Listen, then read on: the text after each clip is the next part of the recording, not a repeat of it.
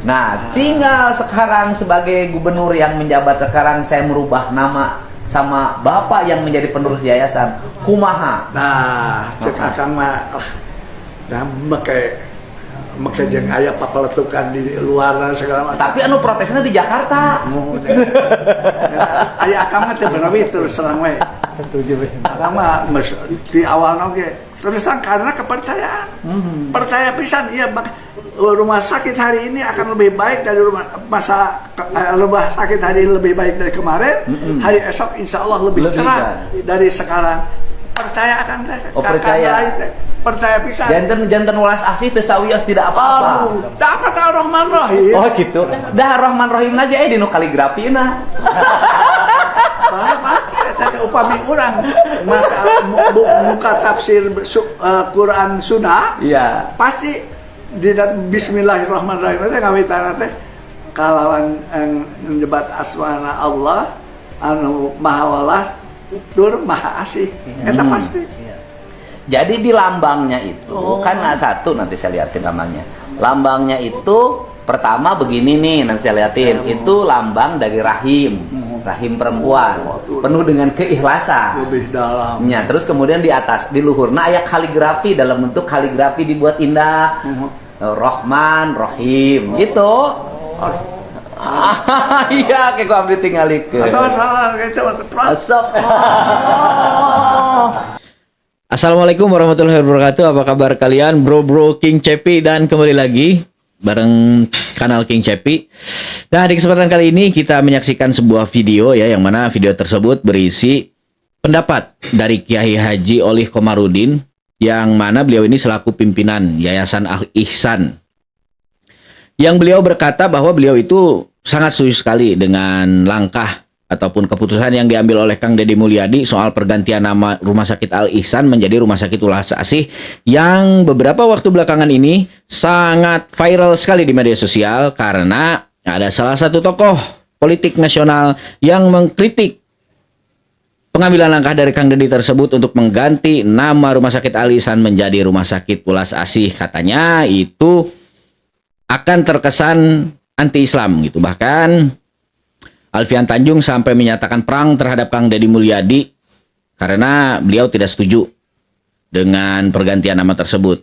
Nah, bro, di sini Kiai Olih Komarudin mengatakan bahwa katanya ya sependapat katanya dengan apa yang Kang Deddy ambil gitu. Karena menurut beliau Welas Asih itu ya unsur yang sangat Islami juga lah gitu. Bahkan di awal gitu kalimat Quran di lafaz Bismillahirrohmanirrohim juga ya ada gitu kan. Kalau Bismillahirrohmanirrohim itu ditafsirkan memakai tafsir bahasa Sunda ya gitu, bahkan Welas Asih pun ada di sana gitu. Jadi sebenarnya ini clear ya, nggak perlu dipermasalahkan lagi. Bahkan sekelas Ono Surono saja yang memang selama ini menjadi lawan politiknya Kang Deddy Mulyadi sudah memberikan penjelasan kepada khalayak banyak. Katanya soal pergantian nama rumah sakit itu adalah hak prerogatif gubernur yang tidak perlu didiskusikan dengan DPRD. Jadi clear ya. Semoga saja apa yang dikatakan oleh Ono Surono juga nyampe ke Alfian Tanjung agar supaya ya beliau berpikirlah gitu, jangan cuma bisa nyinyir dan juga membuat kegaduhan di Jawa Barat. Atos di etang atuh. Jangan akang percaya. Duka teh cek akang ge da. Nah, iya macam teh. Betul di pengkaran mah. Jadi lama ya mah siga vlog linus teh. Dialungkeun ka mana ge jadi insyaallah bakal ngaroba lebih halus. Apa sareng mama mah ngefans? Nya da. Apaan apel budakna? Kapunten komo ieu mah. Ibu mah akang mah nepi ka ambis teh kebagian TV teh parbut wae. Naon? Sabat enjing, siang, wengi. Ngape eta?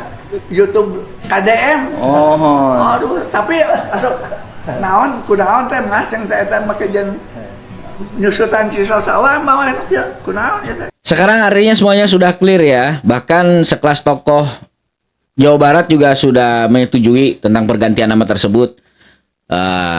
Dan FYI gitu, Kiai Haji Olih Komarudin ini ya merupakan salah satu pimpinan dari Yayasan Al Ihsan gitu, yang memang ya beliau yang punya afiliasi di rumah sakit tersebut gitu, yang memiliki otoritas juga gitu, dan sudah setuju Jadi kita tidak usah hiraukan dan tidak usah gubris lagi pendapat serta komentar dari Alfian Tanjung yang cukup membuat rakyat Jawa Barat gaduh. Jadi Mulyadi cik ari can bisa ngajieun rumah sakit malah teu kudu loba gaya make jeung meuni demi budaya cenah.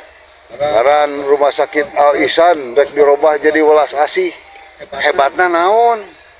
Salahna naon Al Ihsan? Aneh. Ya can bisa berbuat anu leuwih alus ya. Can bisa ngajieun rumah sakit teu kudu ngaganggu rumah sakit nu aya.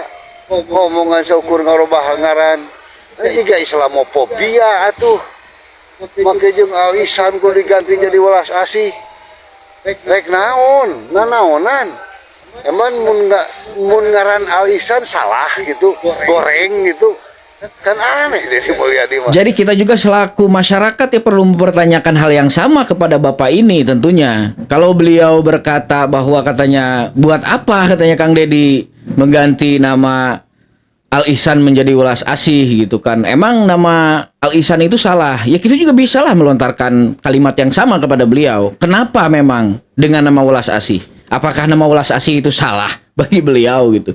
Jadi akhirnya bakal terjadi perdebatan kusir gitu antara masyarakat yang sudah pro terhadap pergantian nama rumah sakit itu dengan masyarakat yang kontra gitu. Nggak bakal ada ujungnya lah kan. Yang terpenting kan esensi di sini ini sebenarnya esensinya cuman Kang Deddy mengganti nama rumah sakit tersebut itu karena Kang Deddy Mulyadi ingin membenahi administrasi di rumah sakit tersebut yang sebelumnya sudah memiliki citra buruk karena banyak oknum-oknum yang korupsi di sana. Bahkan sudah ada beberapa tersangka yang menjadi tahanan KPK gitu akibat korupsi di rumah sakit Al Ihsan. Kalau memang Al Ihsan itu mereka nilai sebagai sebuah nama yang sangat agamis, yang sangat islami gitu, kenapa nama Al Ihsan juga masih dipakai buat tunggangan mereka korupsi? Gitu. Jadi korupsi itu apakah memang hal yang agamis gitu kan? Ya kita juga harus bisa memisahkan hal baik dan hal buruk lah gitu. Kalau memang Al Ihsan itu menurut mereka baik, ya kenapa mereka juga nggak bisa sportif dengan mengakui bahwa pergantian nama menjadi welas asih juga baik gitu. Artinya baik Al Ihsan maupun welas asih ya sama-sama baiknya. Yang jelaskan di sini Kang Deddy juga mencanangkan dan merencanakan bahwa beliau akan meningkatkan fasilitas di rumah sakit welas asih tersebut menjadi setara dengan rumah sakit Hasan Sadikin gitu. Nah itu yang terpenting kan itu gitu. Perkara nama gitu ya itu memang sudah hak prerogatifnya gubernur gitu. Memang nggak bisa gitu ya, terserah lah gubernur mau ganti nama apa. Toh welas asih juga ya mengandung unsur islami gitu di dalamnya, pengasih dan juga penyayang gitu. Jadi apa sih gitu yang selalu melulu diperdebatkan oleh netizen ini? Emang benar ya majiga Islamofobia cik atuh perjuangkan mengajar rumah sakit di tempat anu jarang rumah sakit anu ngabutuhkeun ya rumah sakit nu gratis gitu ta ulah ieu mah kalakah ngajieun sensasi ye hungkul Al Ihsan ganti jadi welas asih nanaonan gak kurang gawe geuning ieu mah ngajieun sensasi hungkul bari jeung aduh kosong molongpong teman. Nah, jadi Bapak ini jatuhnya udah fitnah ya. Udah fitnah dengan mengatakan Kang Deddy Mulyadi itu sebagai sosok yang Islamofobia gitu. Bahkan beliau juga mempertanyakan katanya kenapa Kang Deddy Mulyadi tidak membangun rumah sakit saja gitu. Kenapa Kang Deddy Mulyadi tidak membuat rumah sakit yang memang jauh dari akses jalan gitu kan, sehingga ya masyarakat bisa lebih dekat lah, mungkin maksud Bapak ini. Tujuannya baik gitu kan. Cuman hal baik gitu kalau disampaikannya dengan cara menyerang dan menjatuhkan orang lain itu kan jadi nggak baik juga unsurnya. Jadi gua mau coba nih nyerang Bapak ini. Kalau memang menurut Bapak ini gitu pembangunan rumah sakit itu perlu gitu kan. Nah, kenapa Bapak ini juga nggak mengomentari dan mengkritik kejadian yang sudah gitu di periode pemerintahan sebelumnya ketika dana kesehatan yakni BPJS gitu nunggak 360 miliar gitu. Kemana Bapak ini gitu? Apakah Bapak ini juga berkomentar soal itu? Padahal kan itu jelas gitu. Itu hak rakyat, hak masyarakat yang memang harus dipenuhi oleh pemerintah gitu. Rakyat membayar pajak ya. Pajak itu dikelola oleh pemerintah dan dibayarkan juga ke pihak rumah sakit gitu lewat BPJS. Ini kan enggak gitu, malah menunggak. Tapi pada saat menunggak itu apakah ada gitu orang yang berkoar-koar gitu, ada orang-orang yang menyerang gitu. Padahal ya itu sih sebenarnya itu sebenarnya apa ya, tragedi yang sangat fatal sekali gitu untuk dunia kesehatan di Jawa Barat.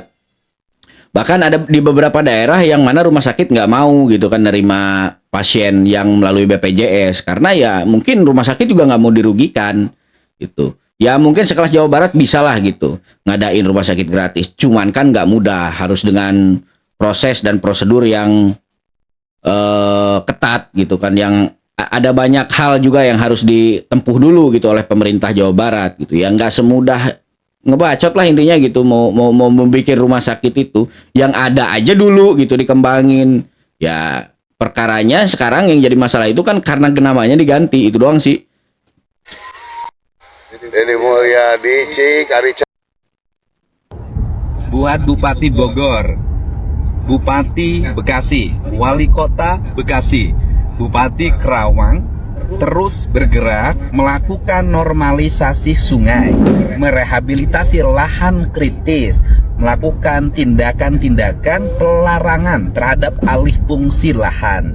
Buat Wali Kota Bekasi dan Bupati Bekasi serta Bupati Kerawang, berdasarkan analisis yang saya lakukan bahwa daerah-daerah yang sudah dinormalisasi sungainya ternyata tidak banjir, dan daerah yang belum dilakukan normalisasi masih terjadi banjir.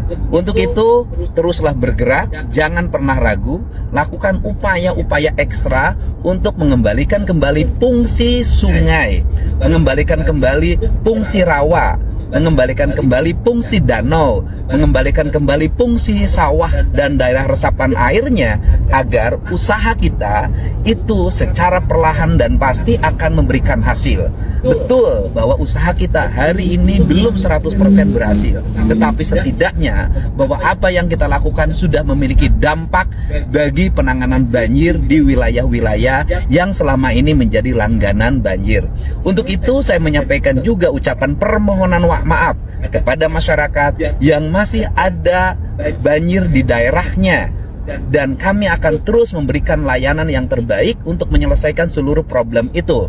Tetapi juga perlu kami informasikan, daerah-daerah yang terjadi banjir banyak menimpa perumahan-perumahan yang satu, posisinya lebih rendah daripada sungai. Yang kedua, banyak perubahan alih fungsi, yang tadinya sawah, yang tadinya rawa, yang tadinya danau berubah menjadi perumahan sehingga banjir terjadi.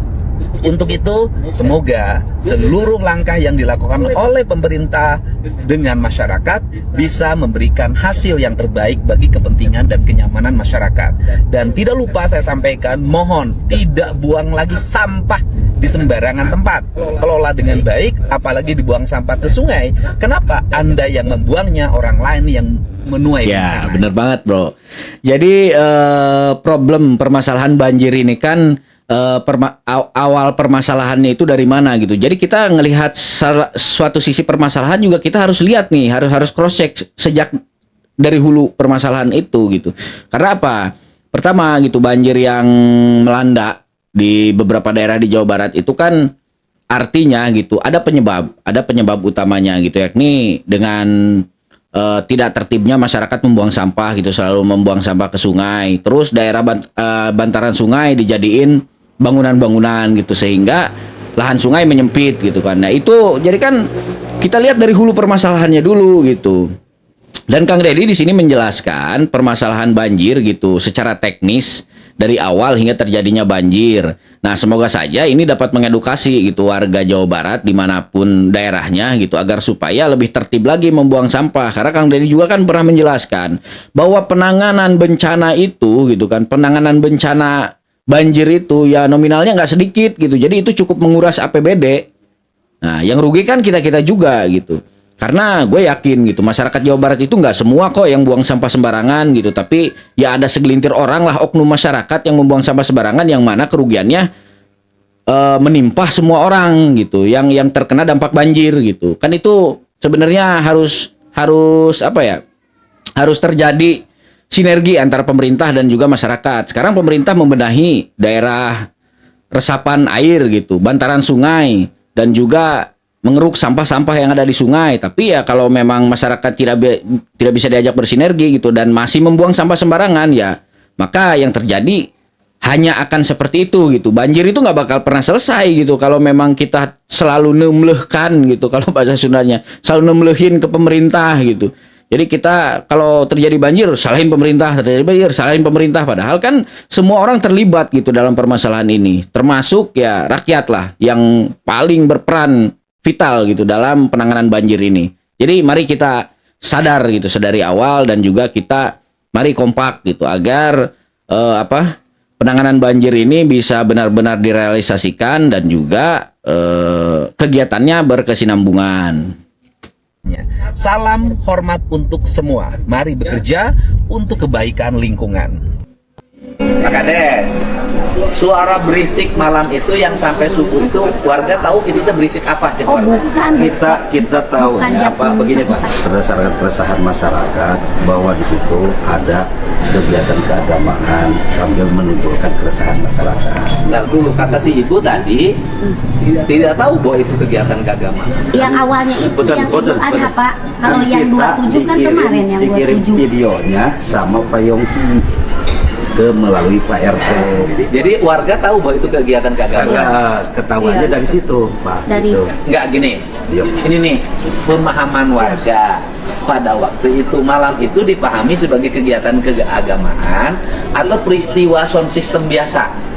Artinya orang nyanyi tidak tahu bahwa itu nyanyinya keagamaan. Dan saya tahu mah pernah ada gini katanya pas datang si RT itu, ya kumaha ya dari ini sudah ini katanya ini meresahkan gitu, seolah-olah ada keagamaan Yang di tanggal situ. 27. Jadi suaranya itu Iya. beda Pak kedengerannya. Jadi kayak ada yang apa sih gitu. Nyanyi-nyanyi. Iya, gitu. Mas, itu kan Pak yang tanggal 6 nih, kita yang belum tahu itu tanggal 6 Idul Tanggal Adha. lima tidak tahu, Tidak yang tahu. waktu Idul Adha mah tidak Tidak bahwa tahu. itu kegiatan keagamaan. Keagamaan. Oke.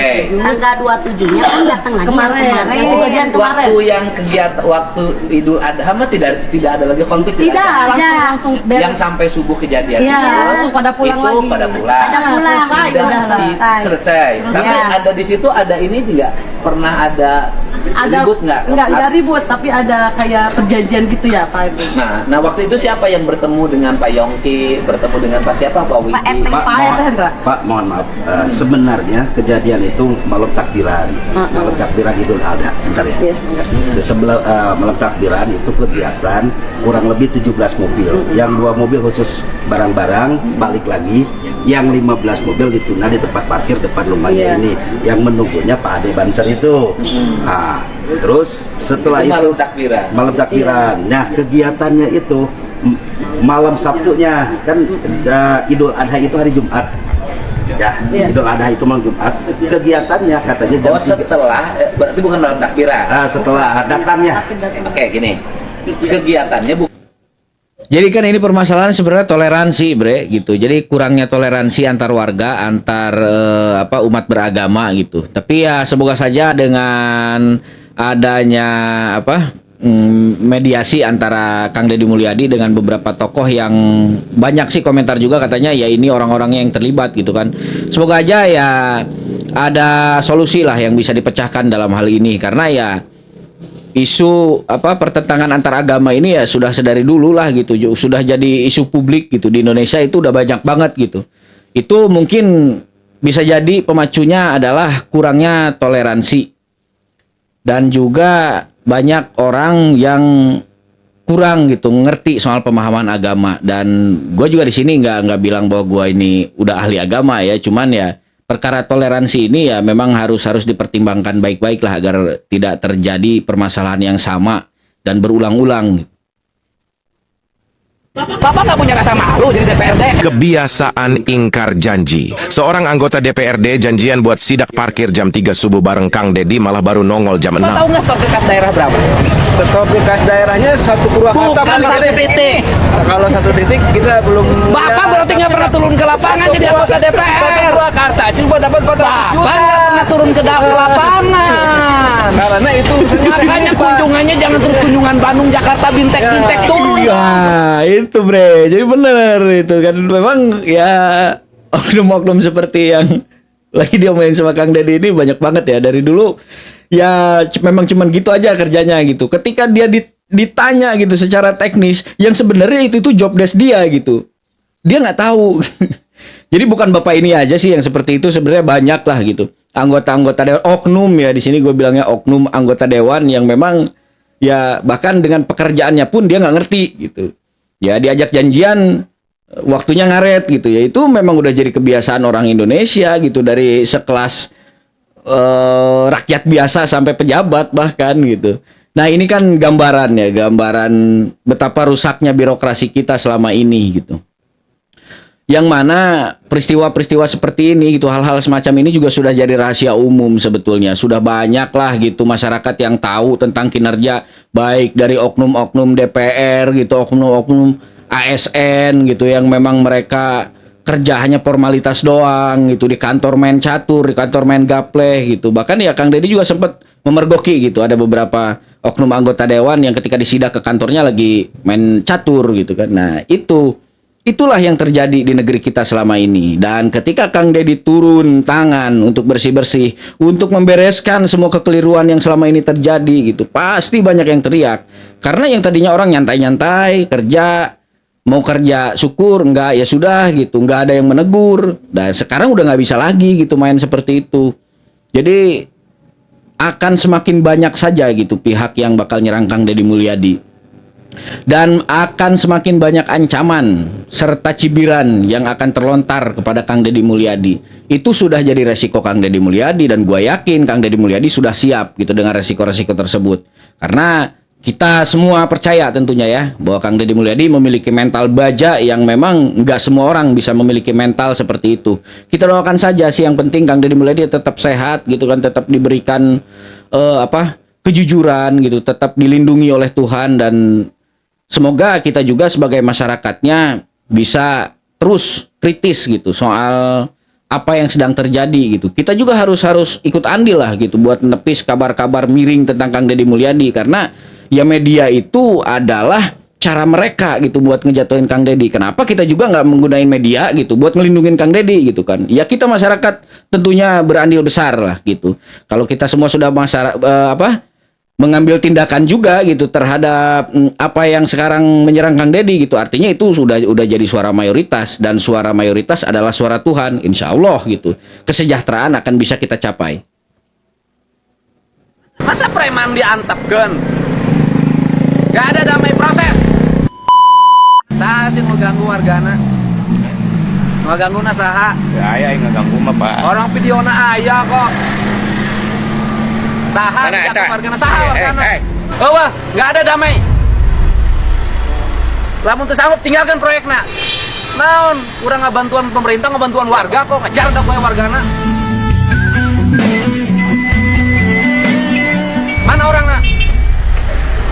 Coba canggala. Gak ada damai-damai. Coba ke aya kita ka dia gitu. Masa preman diantepkeun? Gak ada damai proses. Nah, jadi kan ini sebenarnya video lama ya, Bro. Tapi gua pengen ngingetin kalian ya gitu, betapa menakjubkannya gitu kinerja seorang Deddy Mulyadi. Ketika dia merogoh koceknya sendiri buat membangun sebuah jembatan gitu, dan ada beberapa oknum ormas yang coba memalak beberapa petugas proyek yang ada di sana gitu, masyarakat malah diem aja gitu. Itu ya yang menjadi kemarahan Kang Deddy Mulyadi sebenarnya gitu. Ya Kang Deddy Mulyadi bekerja itu buat masyarakat gitu. Kenapa masyarakat hanya diam saja? Nah inilah kan peristiwa-peristiwa yang terjadi. Kebanyakan orang Indonesia itu sering mencari aman sendiri, bro.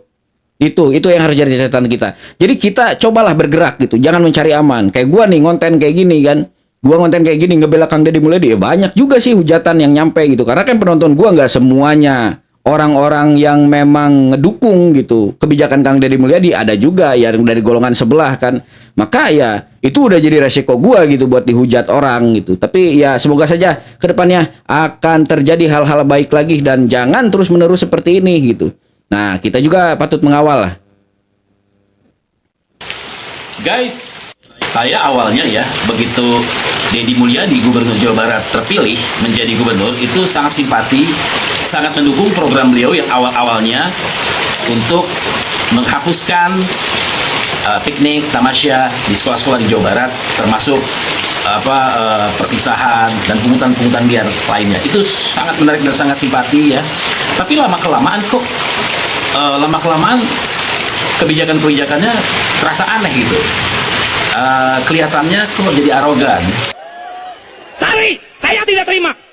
Seenaknya sendiri, semau gue, seolah-olah dia orang yang sangat berkuasa dan memperlihatkan super powernya. Ini kita tidak setuju ya kalau seandainya Deddy Mulyadi ini, walaupun saya bukan orang Bandung, bukan orang Jawa Barat, tapi melihat seperti ini kok ada kelihatan lebih membenci istilah-istilah Islam. Seperti RSUD Al-Ihsan itu mau diganti, mau dirubah menjadi welas asih, itu kan suatu hal yang apa sih, kayak nggak punya kerjaan lain apa?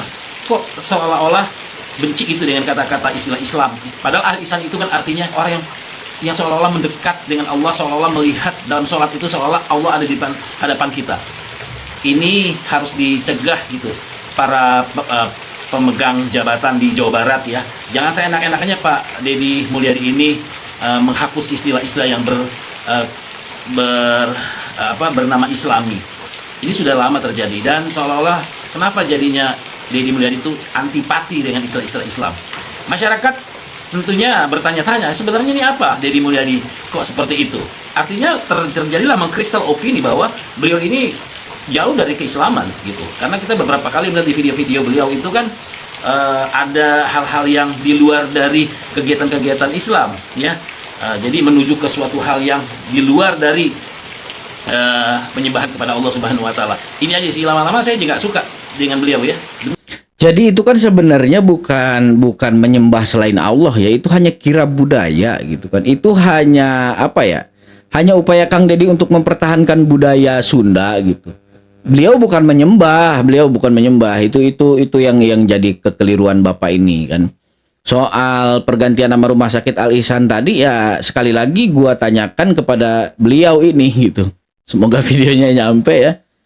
Kalau Al-Ihsan diganti jadi welas asih gitu, terus masalahnya apa? Apakah rumah sakit itu menjadi rumah sakit yang tidak Islami gitu? Ya, bukankah Islam itu kasih sayang? Ya welas asih itu kasih sayang. Buat apa ada istilah Islam adalah agama kasih sayang gitu kalau memang welas asih mereka anggap bukan sebuah nama yang mengandung unsur Islami. Itu harus jadi catatan sih ya bagi pengkritik KDM soal pergantian nama rumah sakit Al-Ihsan gitu. Tapi jadi sebenarnya itu bukan hal yang harus dipermasalahkan.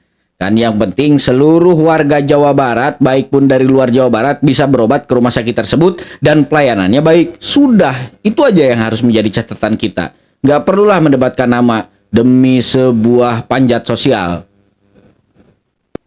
Saya mau tanya, mana lebih tinggi jabatannya Pak Gubernur dan Wakil Gubernur? Hah? Gubernur. Mana lebih tinggi jabatannya Ketua DPR dengan Wakil Ketua DPR? Mana lebih tinggi kedudukannya antara Ketua dengan Wakil? Pasti Ketua toh? Tapi kenapa kita, wakil kita di DPR, merasa dia lebih tinggi derajatnya dari kita? Beleng-beleng. Beleng-beleng. Jadi ini sentilan keras buat para anggota dewan ya, dimanapun kalian berada di seluruh Indonesia gitu, bahwa kalian tuh wakil kita gitu. Jangan ngerasa bahwa kalian itu punya kedudukan lebih terhormat gitu daripada rakyat. Kalian bekerja dipilih oleh rakyat. Kalian bekerja sesuai amanah rakyat gitu. Kalian terpilih itu ya karena rakyat. Ketika kalian sudah terpilih dan duduk di kursi DPR, kenapa kalian seolah-olah menjadi orang yang lebih mulia gitu daripada kami sebagai masyarakat? Beleng-beleng kata tadi. Nah ini memang hal-hal yang sudah lama terjadi ya di Indonesia, ketika keangkuhan dan kearoganan itu dijadikan sebuah kehormatan gitu bagi mereka para wakil kita gitu, siapapun itu gitu. Jadi entah itu DPR, entah itu ASN gitu kan, entah itu aparatur negara, seperti polisi lah contohnya gitu ya. Nggak usahlah kalian merasa arogan bahwa kalian itu lebih baik daripada masyarakat, itu kedudukan kalian lebih tinggi daripada masyarakat. Fakta yang tidak bisa terbantahkan itu adalah kalian digaji oleh masyarakat gitu. Kalian digaji oleh uang pajak dari rakyat gitu. Wah, enggak, katanya kami digaji dari hasil apa usaha negara gitu, katakanlah BUMN, apa pertambangan yang gaji. Ya mungkin ada gitu. Ya memang rumah kalian pertambangan itu bukan punya rakyat. Kan memang konstitusi kita mengatakan seperti itu gitu. Bahwa sebesar-besar kekayaan negara itu milik rakyat. Jadi kedaulatan tertinggi itu ada di rakyat. Jadi yang pemilik negara ini rakyat, bukan kalian gitu yang jadi aparatur negara, apalagi DPR hanya outsourcing 5 tahun sekali udah buang gitu. 5 tahun sekali buang gitu. Jadi kalian itu pekerja kami. Itu catatan yang harus diingat. Kadang gua mah suka lucu itu sama tumila lambung kosong. Ngata-ngatain gua, katanya sok pinter amat lu gitu kan ya. Lah emang gua pinter, emang apa? Hah? Ngiri lu sama gua? Biar panas lu sekalian. Lebih baik modelan kayak gue begini, tuh kan jadinya gue sombong ya. Kalau gue ditoel-toel sama Tumila jadinya sombong gue keluar nih ya. Lebih baik modelan kayak gue begini nih, timbang pakai daster, kumel, kucel kayak begini gitu kan ya. Tampang gue bisa jadi blow on, pelanga-pelongo gitu kan. Tapi setidaknya nalar gue jalan, ya. Pemikiran gue jalan gitu kan. Nggak asbun. Ya gue setuju banget sih apa yang dibilang sama Empo ini. Karena apa ya? Karena ya Empo ini kan ngebahas netizen yang berkomentar ke sosial media dia lah, intinya yang mengatakan bahwa dia itu sok pintar katanya. Kadang ada juga yang mengatakan bahwa kontennya nggak ada isinya, nggak bermutu. Tanpa mereka sadari sebenarnya mereka juga nggak berbuat apa-apa. Buat kepentingan orang banyak gitu kan. Ya Empo ini gue bilang ya cukup lumayan adalah andilnya gitu. Bahkan mungkin banyak andilnya Empo ini buat ngejaga hal-hal baik gitu agar tidak dikotori oleh oknum-oknum yang sengaja gitu memutarbalikan kebaikan itu. Justru gue respect gitu sama Empo ini tadi. Ya sebenarnya yang salah itu yang pengomentar gitu. Kalau dia itu sebenarnya harus sadar bahwa dia nggak punya andil sama sekali gitu. Ya, tapi nggak tahu juga ya kalau mereka itu buzzer yang dapat bayaran gitu ya. Mungkin ya ada gunanya juga lah mereka berkomentar buruk gitu tentang apa yang terjadi karena ya dia dibayar gitu. Seenggaknya dia sedang berusaha buat keluarganya. Kita doain saja semoga dapurnya tetap ngebul. Teman saya ini adalah penganut agama Sunda Wiwitan. Agama Deddy Mulyadi sampai hari ini masih jadi pertanyaan. Bahkan dianggap membingungkan. Kadang terlihat seperti Islam, kadang juga seperti penganut Sunda Wiwitan. Lalu, apa yang sebenarnya ia yakini? Yang benar itu adalah saya orang yang melaksanakan pola hidup, tata cara hidup berdasarkan nilai-nilai kesundaan yang diwariskan oleh leluhur saya. Yang itu disebutnya Sunda Wiwitan. Tapi Deddy Mulyadi tak berhenti di sana. Ia justru menantang persepsi. Ia mengaku mewarisi ruh budaya Sunda, tapi tetap bersyariah. Gitu kan, cuman saya bersyariat Sunda. Ada syahadatnya, ada sholatnya, ada zakatnya, ada puasanya, ada hajinya gitu loh. Menariknya, jadi sebenarnya aneh kan orang yang masih mempertanyakan keislaman Kang Deddy ini. Ya jelas-jelas Kang Deddy ini kan haji gelarnya. Jadi ya beliau berarti Islam dong gitu kan. Dan perkara keimanan gitu, itu tuh kan gak ada ukurannya bro.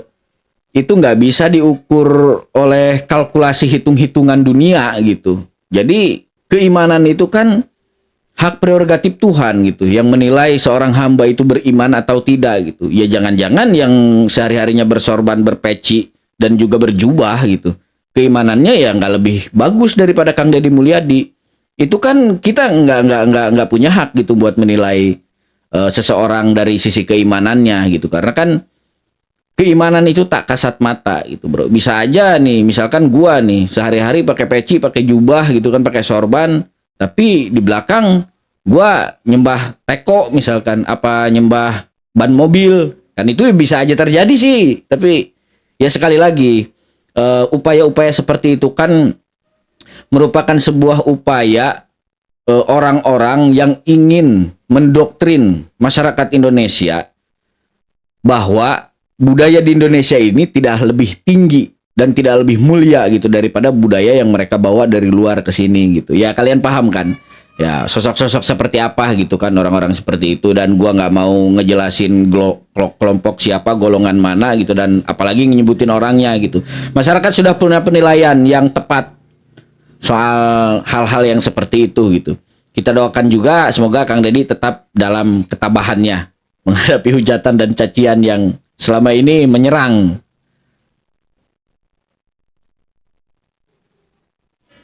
Saya izinkan Habib masuk ke semua penjuru Jawa Barat, masuk ke Banten, masuk ke Kidul, masuk ke Pamengpeuk Garut, masuk ke Tasik, masuk ke Cirebon, seluruh daripada tanah Pasundan ini, karena Habib keluarga Nabi, karena Habib yang miliki ini tanah. Nah ini nih yang jadi pertanyaan, yang jadi problem besar gitu. Dia ngizinin Habib masuk ke seluruh pelosok di Jawa Barat katanya, karena ya Jawa Barat itu punya Habib katanya. Yang jadi pertanyaan itu gini bre, ya dia siapa gitu? Kok berani-beraninya ngizinin? Apa dia itu yang pemilik Jawa Barat gitu kan? Kan enggak gitu. Masyarakat dan rakyat yang punya gitu kan. Kenapa Anda gitu yang mengizinkan para Habib itu hanya karena katanya Habib itu cucu Nabi gitu, yang memang ya beberapa waktu lalu sempat terjadi perdebatan ya, yang memprakarsainya itu Kiai Haji Madudin dari Banten gitu, yang beliau itu menyuarakan keras dan berkata kepada masyarakat bahwa Habib itu ya belum tentu dan belum mesti keturunan Rasulullah gitu. Yang jelas Habib itu kebanyakan orang Yaman katanya. Ya gue juga nggak tahu sih, nggak mau terlalu ikut campur sih permasalahan itu, karena itu sensitif banget bro isunya. Masa Habib itu nggak dikit. Gue juga males gitu kalau harus diserang. Gue bukan takut, gue cuma males diserang oleh muhibin di seluruh Indonesia gitu. Gua nggak ada urusan gitu kan. Cuman yang gua bahas di sini, kenapa bapak ini yang ngizinin gitu? Yang jadi pertanyaan gua, ya bapak ini siapa gitu? Presiden kah? Bahkan sekelas presiden juga ya nggak bisa lah gitu main izinin gitu aja gitu kan. Karena rakyat yang punya gitu. Ini negara rakyat yang punya. Rakyat yang berjuang gitu dengan tumpah darahnya, sehingga terjadilah gitu, terbentuklah sebuah negara. Jadi jangan asbun, bro. Ada yang hilang dari pikiran dan rasa orang Sunda. Yang hilang adalah pertama keterikatan dirinya dengan leluhurnya. Dia hilang keterikatan dengan ibu dan bapaknya. Dia hilang keterikatan dengan kakek dan neneknya. Dia hilang keterikatan dengan buyutnya, dengan baunya, dengan janawarengnya, dengan udeg-udegnya, dengan ICU-nya terlalu jauh. Anak-anak kita hari ini tidak tahu siapa nama buyutnya. Anak-anak kita hari ini tidak tahu dia leluhurnya siapa, berasal dari mana, DNA-nya dari mana, genetikanya dari mana. Ini adalah sebuah upaya sistematis untuk apa? Untuk menghilangkan ikatan emosional, terutama orang Sunda dengan leluhurnya. Kemudian orang lain datang dari negara lain ke sini, tiap hari membanggakan leluhurnya, tiap hari bercerita keunggulan leluhurnya, tiap hari kita harus mendengarkan riwayat-riwayat leluhurnya. Setelah itu kita bermahabbah pada mereka, menghormati mereka, mendewa-dewakan mereka, dan kita menganggap diri kita lebih rendah dari mereka. Nah ini yang jadi permasalahan sebetulnya. Kang Deddy ini kan mencoba buat membangkitkan marwah bangsa Indonesia gitu ya, meskipun saat ini masih berafiliasi di Jawa Barat gitu ya. Kang Deddy tentunya merasa bahwa dia memiliki kewajiban gitu buat mengangkat budaya Sunda gitu. Dia memiliki kewajiban buat menjelaskan kepada masyarakat bahwa ya orang Sunda itu nggak lebih rendah gitu daripada kaum tertentu gitu kan. Nggak ada. Bahkan Rasulullah aja mengajarkan kesetaraan gitu. Kenapa sekarang orang-orang yang mengaku bahwa mereka keturunan Rasulullah itu menganggap ya mereka lebih mulia gitu? Bahkan ada kan beberapa Habib yang berkata di dalam tausiahnya, katanya ya seolah-olah gitu melihat fisik orang kita itu ya lebih rendah gitu, karena mungkin ya dengan pengaruh fisik ya, padahal ya orang Indonesia juga nggak semuanya jelek gitu kan fisiknya, ada juga gitu banyak yang ganteng gitu, tapi ya itu menjadi gorengan mereka gitu agar supaya kita rakyat Indonesia itu merasa insecure gitu, dan kita merasa bahwa kita itu nggak lebih nggak bisa setara gitu bahkan dengan mereka. Itu doktrin-doktrin yang selama ini mereka sebar sebetulnya. Gua nggak ada urusan kan di sini juga, gua nggak bilang kaumnya itu mana gitu, kaumnya itu siapa, orang-orangnya siapa gitu. Gua nggak berani gitu kan, karena ya sekali lagi itu sensitif, bro. Nah, cobalah kita sebagai masyarakat Indonesia lebih menghargai leluhur budaya kita. Bahkan kan ada mungkin beberapa orang ya yang selama ini menjadi panutan mereka itu justru lebih hafal kepada leluhur yang menjadi panutannya gitu, bahwa misalkan si Randy bin ini dan nyampai nasabnya ke sana gitu. Tapi di sisi lain sama buyutnya aja dia nggak tahu gitu. Kan ini fatal sebetulnya. Sedangkan Soekarno sebelumnya sudah mengatakan bahwa jas merah katanya jangan sekali-sekali merupakan sejarah.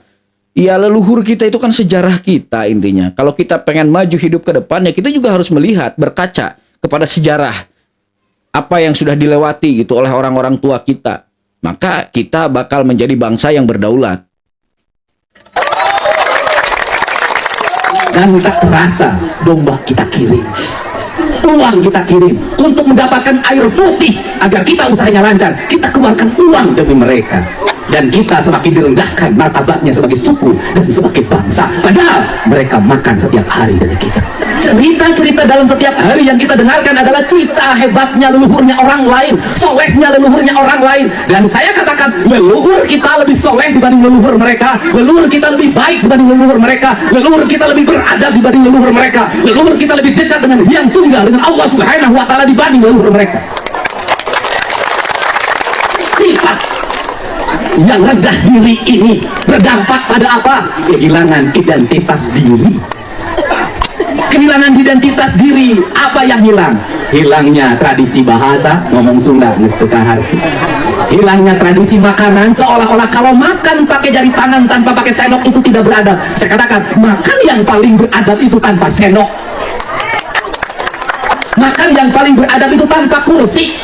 Makan yang paling beradab itu pakai daun, bukan pakai kertas nasi, bukan pakai kertas plastik. Karena daun bersumber dari tanah kita, dari kebun jauh kita, dimakan oleh kita akan kembali ke tanah. Kertas nasi, kertas plastik yang kau makan berasal dari pabrik, ketika balik dia tidak balik, harus diangkut pakai truk sampah, dibawa ke TPA, menimbulkan polusi, biaya negara yang mahal. Jadi kan itu ada korelasinya sebenarnya, bro, dengan pengkafiran, dengan keraguan masyarakat tentang keislaman Kang Deddy Mulyadi. Nah di sini kan, jadi ketika nilai-nilai Islam itu dibawa oleh mereka gitu, diajarkan oleh mereka, seolah-olah nilai keislaman itu bertolak belakang gitu dengan budaya yang selama ini ada gitu. Sedangkan para wali aja kan melakukan pendekatan dengan masyarakat Indonesia dulu gitu, menyebarkan Islam di Indonesia itu ya melewati pendekatan-pendekatan budaya gitu. Tapi ketika mereka datang ya seolah-olah budaya kita itu seluruhnya salah. Nah itu jadi korelasinya ke sana. Ketika mereka menerapkan nilai keislaman, mereka pasti frontal mengatakan bahwa budaya kita bertolak belakang dengan nilai-nilai keislaman. Nah itu kan cikal bakal hilangnya jati diri gitu buat kita sebagai rakyat Indonesia. Maka kalau sebuah bangsa sudah kehilangan jati dirinya, sudah kehilangan kedaulatannya, akan sangat mudah diadu domba gitu oleh pihak lain. Dan kita ya mungkin tinggal nunggu aja gitu Indonesia bubar ke depannya. Saya katakan leluhur kita lebih soleh dibanding leluhur mereka.